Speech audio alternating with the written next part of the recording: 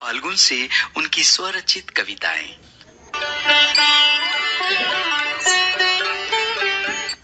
नमस्कार, मैं पुष्पेंद्र फाल्गुन अपनी स्वरचित कविताएं आपके समक्ष प्रस्तुत कर रहा हूं।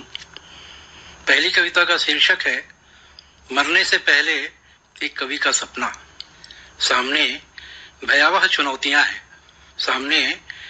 चुनौतियां हैं और कई यक्ष प्रश्न एक साथ खड़े हैं।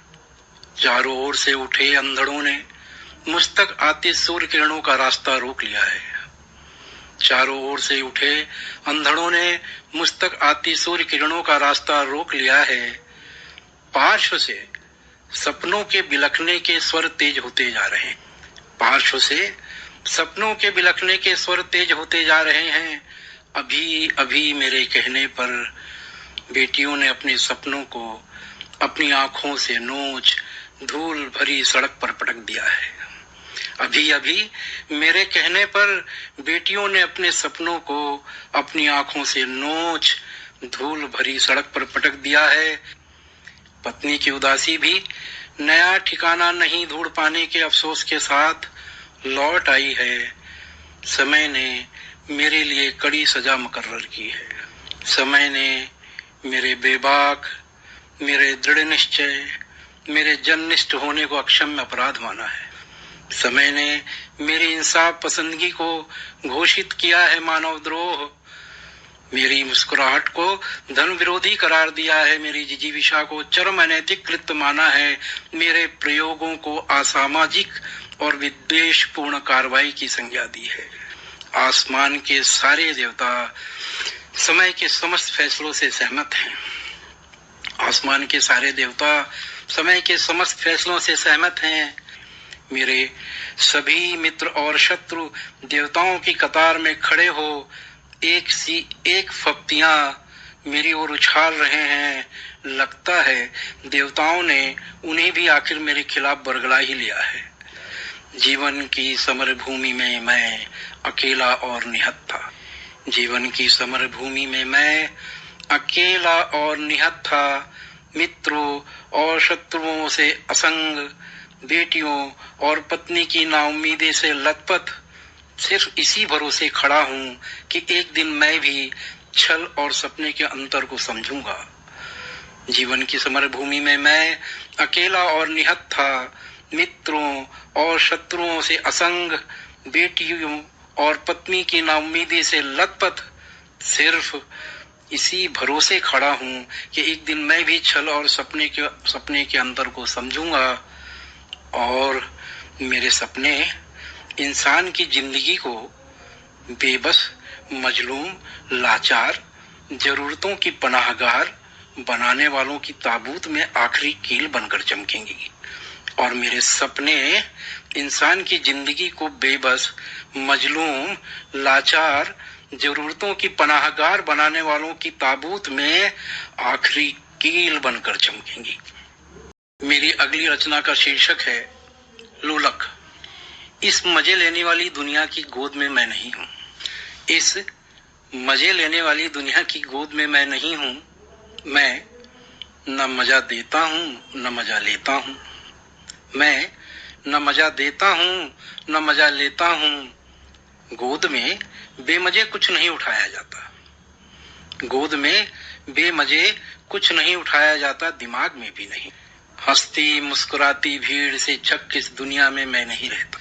हंसती मुस्कुराती भीड़ से झक इस दुनिया में मैं नहीं रहता। मेरी उदासी मेरे बिना नहीं रह सकती और मैं इसके बिना। मेरी उदासी मेरे बिना नहीं रह सकती और मैं इसके बिना। इसलिए हम दोनों इस दुनिया में नहीं रहते।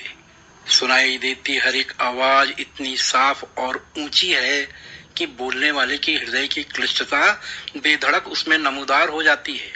सुनाई देती हर आवाज इतनी साफ और ऊंची है कि बोलने वाले की हृदय की क्लिष्टता बेधड़क उसमें नमूदार हो जाती है।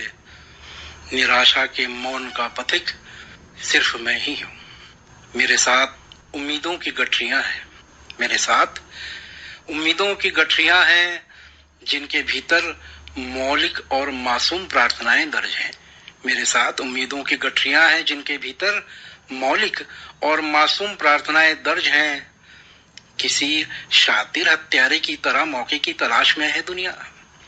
किसी शातिर हत्यारे की तरह मौके की तलाश में है दुनिया कि जीवा कर सके इन गठरियों की एक एक उम्मीद को।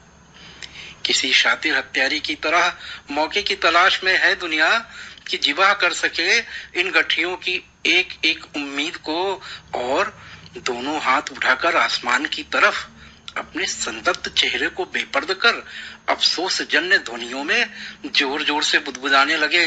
मुझे भ्रम हो कि पश्चाताप कर रहे हैं वे।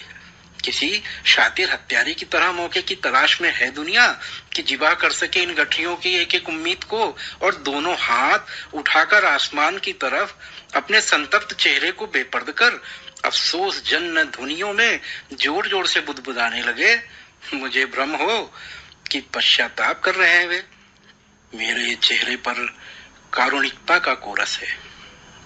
मेरे चेहरे पर कारुणिकता का कोरस है, पर इससे असल में वे अपने भीतर के हत्यारे को पहना करते हैं। मेरे चेहरे पर कारुणिकता का कोरस है, पर इससे असल में वे अपने भीतर के हत्यारे को पहना करते हैं। बेमुरवत मारते हैं मुझे बेजान होने तक, और फिर मेरे लहूलुहान शव के सिराहने खड़े होकर पूछते हैं जमाने से, इस दुनिया में ईश्वर जैसी कोई शय है भी? मेरी अगली कविता का शीर्षक है बदलाव। दुनिया को देखकर बार बार चौंकता हूँ। दुनिया को देखकर बार बार चौंकता हूँ। बार बार चौंकता हूँ खुद को देखकर भी क्रियाओं और प्रतिक्रियाओं में धुर रहता हूँ। दुनिया को देखकर बार बार चौंकता हूँ।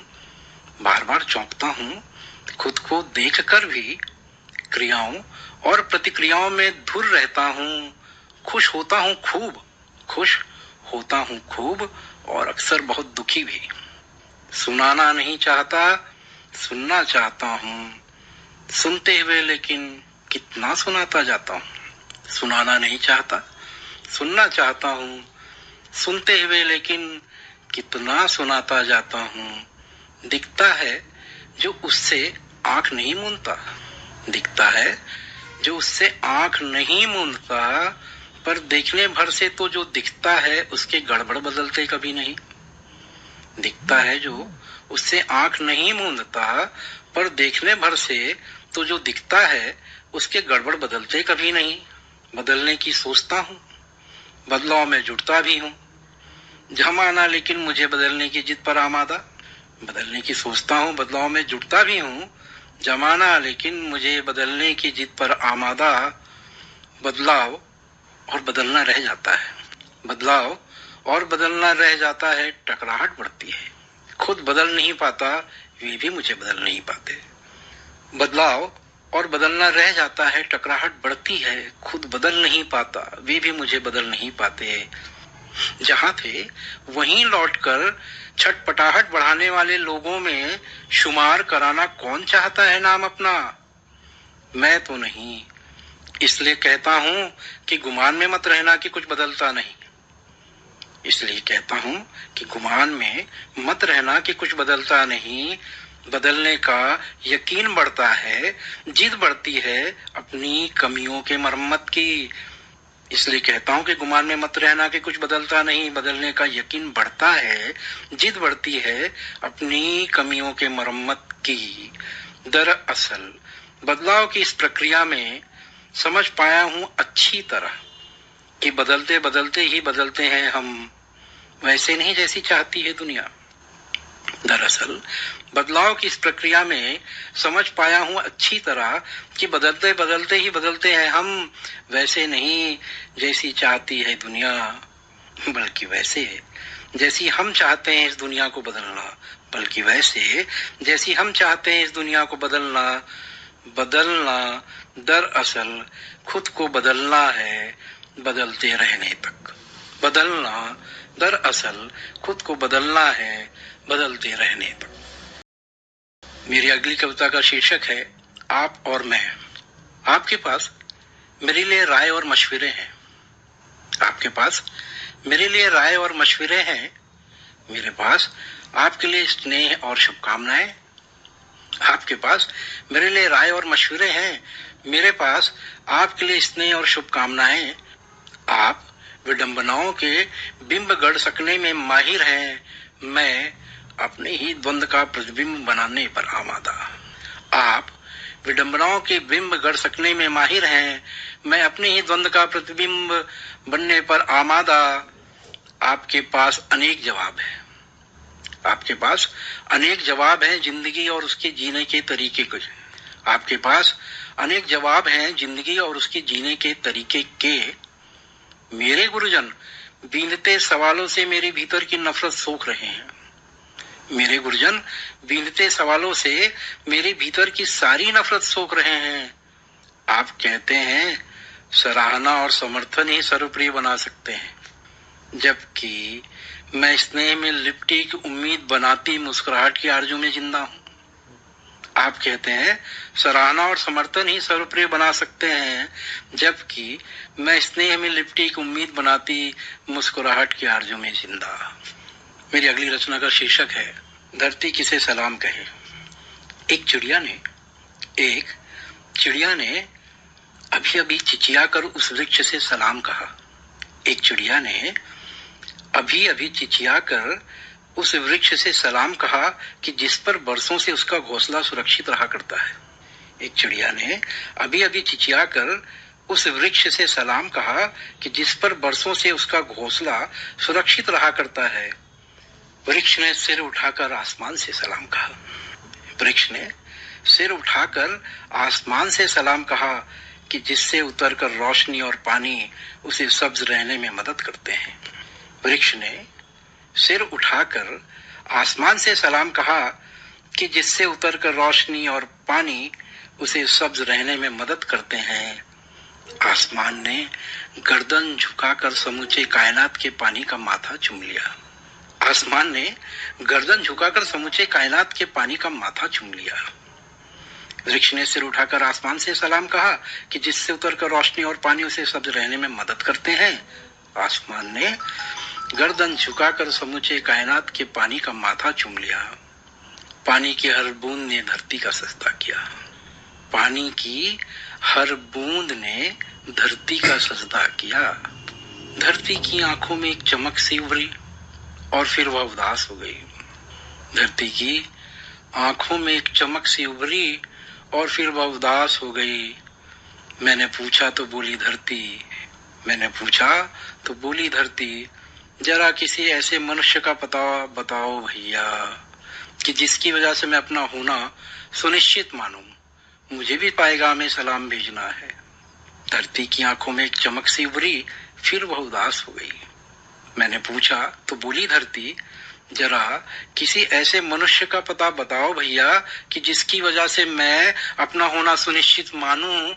मुझे भी पैगाम में सलाम भेजना है। बहुत बहुत धन्यवाद। श्रोताओं, अभी आप सुन रहे थे पुष्पेंद्र फाल्गुन से उनकी स्वरचित रचनाएं। आइए अब सुनते हैं ये प्यारा सा फिल्मी गीत।